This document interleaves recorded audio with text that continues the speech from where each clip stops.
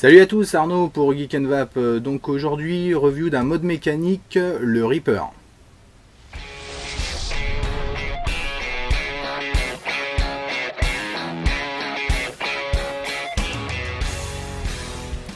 Donc le Reaper est un mode mécanique que je ne connaissais pas du tout.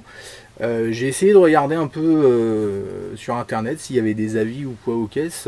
Il n'y a rien dessus, donc c'est pour ça aussi que je fais cette vidéo.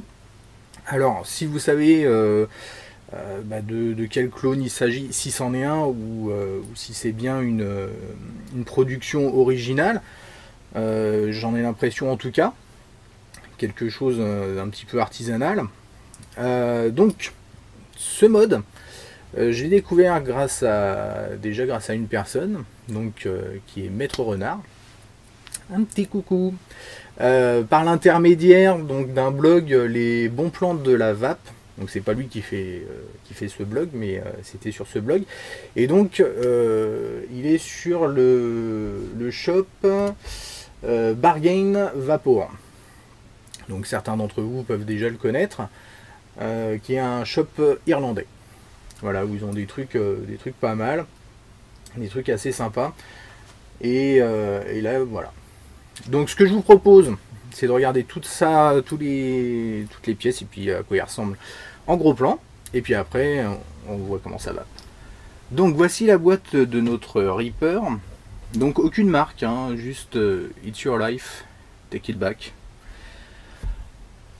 Voilà, rien d'autre. On va parler CE et compagnie.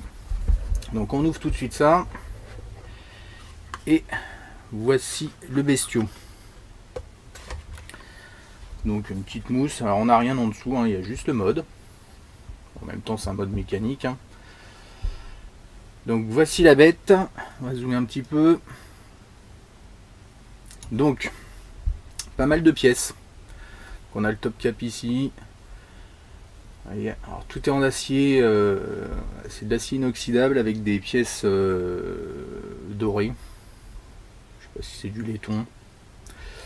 Donc on va le démonter tout de suite. Donc le top cap, alors vous allez voir il y a pas mal de pièces là-dedans.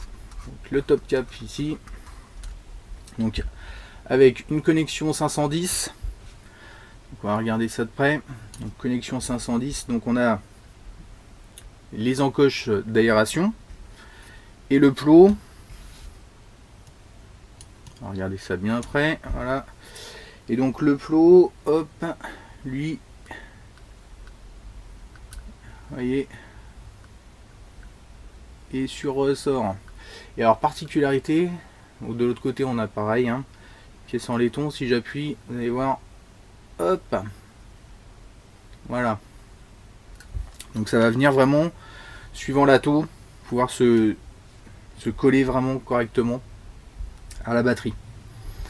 Donc là, donc ici c'est juste, alors je sais pas si c'est des trucs de moulage. C'est pas des trucs de ventilation en tout cas. Voilà, donc une bonne pièce. Les filetages, vous voyez, sont très creusés. Ils sont assez impressionnants. Fonctionne bien. Et puis là, une pièce d'isolation. C'est tout. On peut pas le démonter entièrement. J'ai pas été enlever le cache plastique là. Silicone. Mais bon. Ensuite, on va avoir donc une première pièce ici. Donc on a des trous de ventilation, hein, en cas de dégazage, des trous de dégazage pour la batterie. Voilà. Ensuite, attendez, je vais refaire la mise au point parce que là, voilà. Ici cette pièce. Voilà. Alors, attention, hein, c'est un petit peu brut, hein, donc c'est un petit peu tranchant, je dirais. Et hop, voilà une pièce. Ici on a une partie légèrement télescopique. On va démonter un peu tout ça.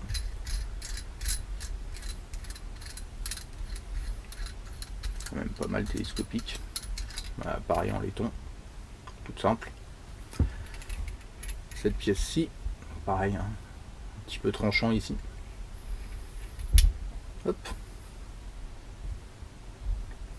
Encore une bague laiton. Et le switch. Alors le switch. Donc le petit truc, il n'y a pas de système pour le bloquer. Tout simplement parce que le bouton, vous voyez, est flush.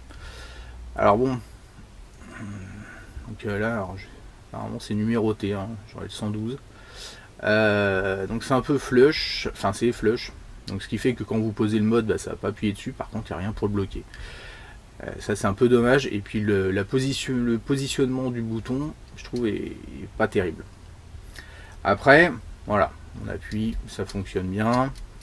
Pareil, j'ai pas enlevé le cache silicone, mais bon, ça fonctionne toujours aussi creusé. Donc, on va pouvoir monter ceci donc de différentes manières. Hein. C'est-à-dire, on va pouvoir mettre une 18350, une 18490 ou une 18650, sachant que ça va accepter également le kick en 18350 et 18490. Pas en 18650 par contre. Petit bémol pour la configuration en 18350. Donc en fait, on va tout simplement enlever des bagues. Donc là, 18350, on est obligé d'enlever les deux bagues. J'ai testé, hein, on peut pas en garder une.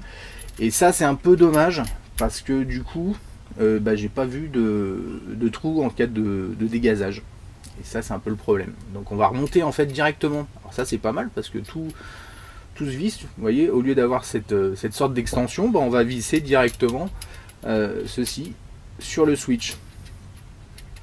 Et après, on va pouvoir venir mettre notre extension, notre partie télescopique. Là-dessus, on va rajouter directement ceci. Alors avant, on va mettre la batterie. Donc on met la batterie, hein, comme ceci en place. Hop. Pourquoi? Parce qu'il faut qu'on vienne visser d'abord le top cap à cette pièce là pour qu'il vienne faire buter avec la partie haute télescopique. Et après on n'a plus qu'à serrer l'ensemble. Hop. Et voilà. Et donc là, on a une configuration en 18350. C'est plutôt pas mal, hein. C'est vraiment très compact. Je vais le comparer avec le mini bod qui est vraiment très petit. Ah, vous voyez, par rapport au bod, on est en 18350, on est quasiment à la même taille. Il est légèrement plus grand, mais vraiment d'un poil, hein. Donc très compact, assez sympa comme ça. Après, moi je vais préférer l'utiliser donc en version juste au-dessus, c'est-à-dire soit la 18490 ou soit carrément, et c'est ce qu'on va faire là, passer avec un kick. Donc pour passer le kick, donc déjà on va avoir besoin d'une extension. Donc hop, on va rajouter, donc moi je vais rajouter le trou de dégazage en bas, voilà, comme ceci. Après je vais venir visser un peu ça, mettre la batterie et mettre mon kick. Donc un petit kick V2, ça va venir très prochainement en vidéo. Alors attendez, on va juste virer ça pour faciliter l'insertion du kick. Vous voyez, du coup, hop, pour l'insertion c'est plus sympa. Alors forcément, c'est toujours un peu compliqué, hein. C'est un peu, voilà. Et là le kick est en place. Alors une autre petite ruse va consister, avant de visser en fait la partie top cap, du fait que le plot vient ressortir, je vais vous montrer ça plutôt comme ça. Vous voyez, je vais prendre, hop, un petit encre là. Alors, on va résumer un petit peu, voilà. Et donc regardez le plot ici quand je vais visser. Hop, vous allez voir ça. Toc toc toc. Et vous voyez, il commence à ressortir. Donc si on veut avoir une configuration flush comme ça, il faut visser d'abord la taux et après venir visser le reste pour que ça vienne correctement, ou dévisser un petit peu, du moins au niveau du télescope. Sinon, bah, vous allez avoir un espacement, donc c'est pas gênant en soi, hein, mais c'est à savoir. Donc voilà, on vient revisser l'ensemble. Hop. Et voilà, donc une configuration en, hop là, en 18350 plus kick. Vous allez avoir à peu près la même chose avec donc une 18490. Donc ça reste déjà très joli. Et puis ça reste pas trop grand, quoi. On a quelque chose vraiment de correct. Une petite chose néanmoins que je voulais vous montrer. Donc on va dévisser ça. Il a une très bonne conductivité. Ça, franchement, c'est assez terrible. On va regarder ça tout de suite avec le tancomètre et voir, c'est pas dégueu. Franchement, c'est pas dégueu. Donc, hop, voilà, on ressort le kick très facilement. Vous voyez, le remontage se fait quand même assez rapidement, même si il y a tout un tas de pièces. Ça va, quoi. Hop, voilà. Donc, on va venir mettre le kick. Là, je ne l'ai pas vissé avant, hein, c'est pas grave. Enfin, le tancomètre, alors je sais plus dans quel sens il est. Hop, on va regarder ça. Voilà. Donc là, je suis avec une batterie pleine charge. 420. Vous voyez? Et ça marche super bien. Et à chaque shoot, j'ai pas une petite perte comme avec certains. Là, à chaque fois, 420 et ça donne le max. Donc très très bonne conductivité, il n'y a aucun souci là-dessus. Voilà, on va repasser en plan large et puis on voit comment ça va. Donc de retour avec mon Reaper, donc monté en 18350 avec le kick V2. J'ai mis un petit tank, donc Salt and Pepper, très très sympa au niveau look, vous voyez. Ça fait un truc vraiment sympa. Et donc on voit tout de suite comment ça va.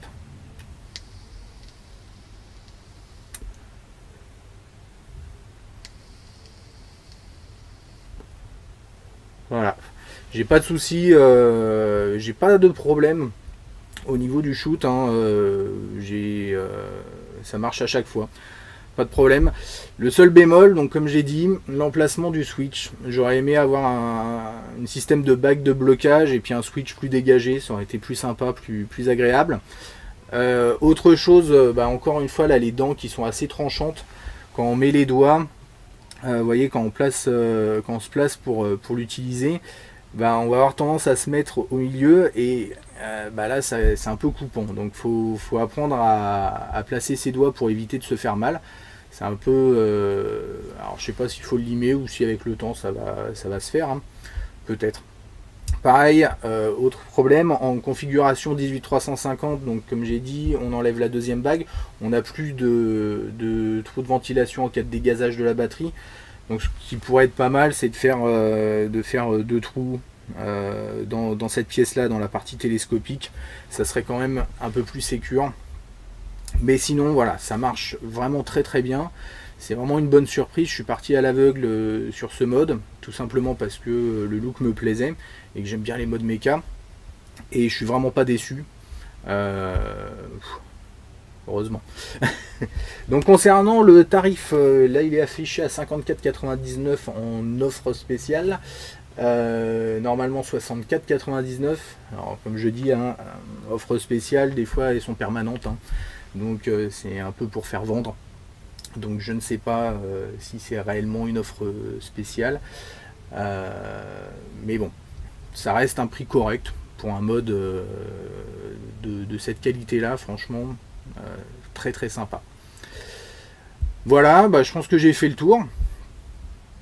Ouais, j'ai fait le tour. Un bon petit mode. En tout cas, je reviens très vite pour de nouvelles aventures. Il y a beaucoup de vidéos à venir. Merci d'avoir regardé donc cette vidéo. Et en attendant, une très très bonne vape à tous.